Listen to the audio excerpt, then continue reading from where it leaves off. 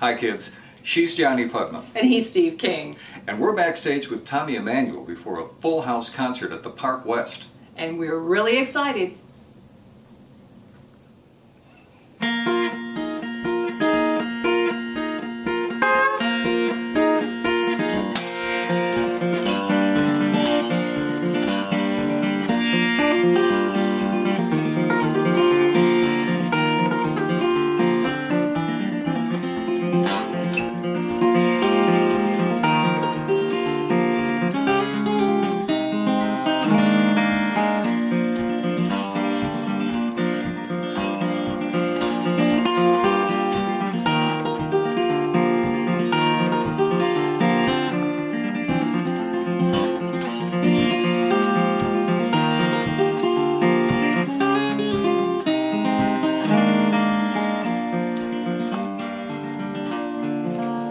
That's a little bit of traveling clothes. Wow. That was so beautiful. You make me feel guilty that we don't have one of Johnny's brownies to give you as payback. Yeah, exactly. Well, that's all part of the deal. The early experience, the radio, early hours of the morning experience with you guys. Let us officially welcome you back to Chicago. Thank you, thank you. It has been this is part of really part of a world tour that you're involved in. Well, yeah, this is the second leg of an American tour.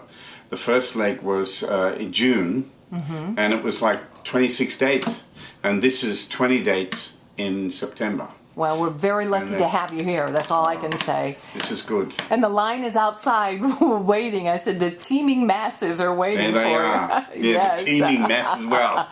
Well, would you Hardly. But talk, if you would, for a little bit about the fact that you have had a really successful run with PBS.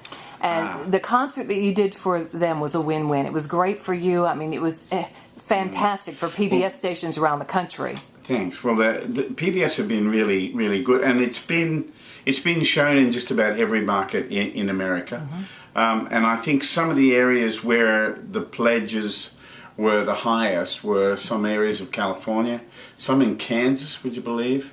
And they finally showed it in New York, which was a brand new market for me from the television point of view. But it's been a really good thing, and I did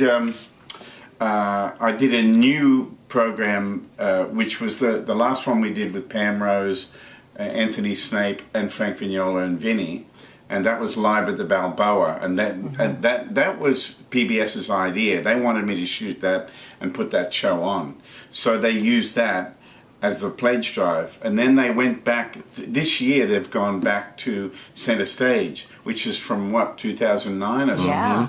So they've gone back to that because it rated so well. Right. They know a good thing.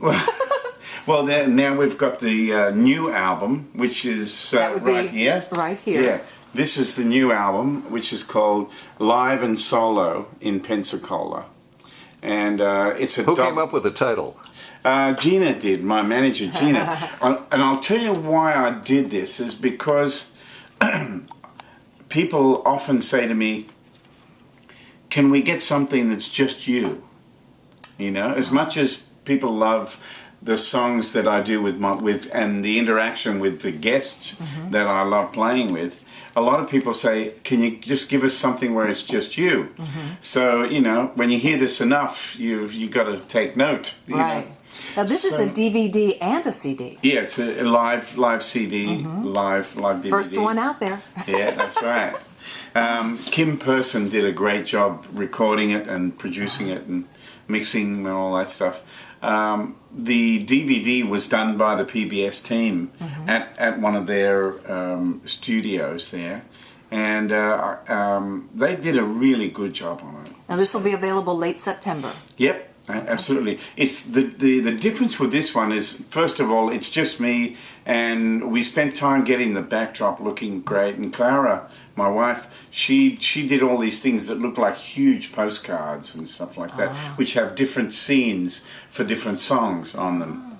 And then in the middle of the show, I brought out my Larrabee guitar and played just with a mic on it. So I played just acoustically and told a few stories about my early days of recording and how I wrote songs and some of the experiences and that. And so that was a nice, more intimate approach, you know. We should mention, too, that there are some songs that people will hear on this album that you've never recorded before. One of my favorites, The Duke. The Duke, yeah. Well, I'm actually recording this Christmas. I'm recording my new solo studio album. Again, I haven't done an album for quite a while, which is just solo, like my album Endless Road and Only and all those earlier albums. So this is going to be like that. It's going to be all original songs and just solo. Tommy has a terrific new duet album out. I did, with Martin Taylor. The Colonel and the Governor. Yeah. It's wonderful. It's been a joy for me to play with Martin and Frank Vignola and John Jorgensen and all the guys that I admire. Yeah.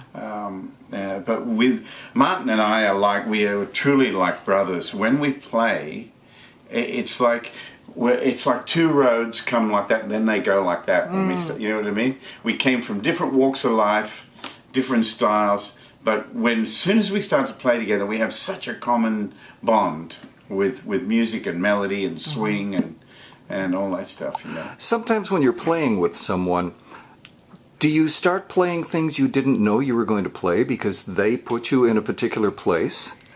Yeah, absolutely. In fact, I have a very strong memory of in 2001, probably around that time, Tom Brescia and I met up at the Soave Guitar Festival in Italy, and I remember a late night jam in a restaurant.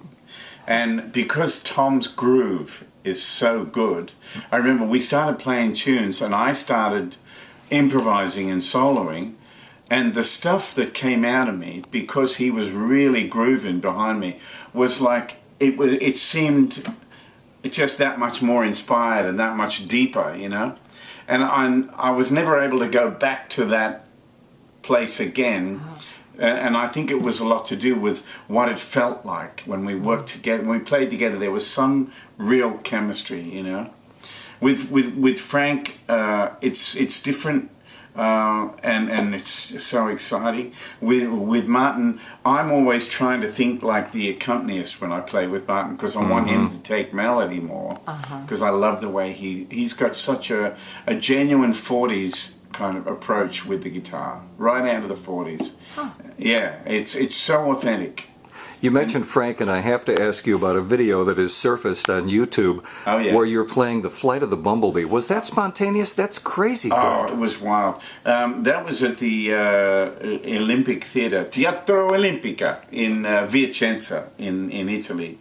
And that's actually, that theatre is the only Roman-built theatre that is all wood. Wow. There's no marble. It looks like marble. If you look at that video and look at the backdrop, you think it's marble. It's all wood. Well, what about the acoustics in a building like that? Oh, it's beautiful. Was it? Beautiful. Oh. And the story goes that the Romans built it to put on a play, and then they were just going to tear it down. Oh. And they decided not to, and it's still standing. I mean, you can't go lean up against the wall; you'll get arrested, you know. But they've reinforced everything. But they're very strict about what you can do in there because it was built in 1100 something. Probably can't play a fiddle in there either. I mean, you know, fire hazard and all. Fire hazard, exactly. Well, I would love to talk to you all night, but you've been so generous with us, and you have other things you have to get to, and we're looking forward to seeing you on stage at the Park West tonight. Thanks. Thank you, Tommy, Tom. thank you. God bless. Thanks.